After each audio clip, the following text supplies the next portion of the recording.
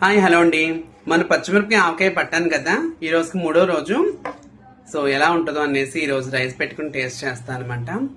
స్మెల్లే బదిరిపోతూ ఉందనమాట. కమ్మగా ఉంది స్మెల్ అయితే. ఒకసారి చూడండి ఊరిపోయి మిరపకాయ ఎలా ఉందంటే చెప్పను, చూడండి ఒకసారి. వావ్, పచ్చిమిరపకాయ ఆవకాయ మసాక భలే ఉంది చూడడానికి. సో ఇప్పుడు రైస్లో వేసుకుని తింటాను.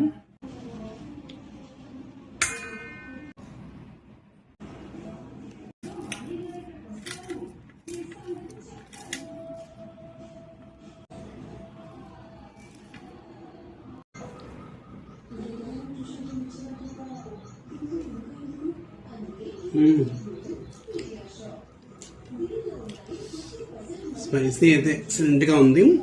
బాగా స్పైసీగా తినేవాళ్ళకైతే చాలా బాగుంటుందండి. మిరపకాయ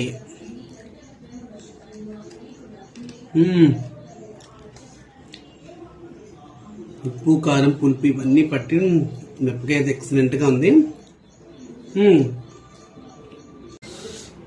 ఇంకా లేట్ చేయకుండా పచ్చిమిరపకాయ ఆవకాయ అయితే ఒకసారి పెట్టించుకోండి, చాలా బాగుంది.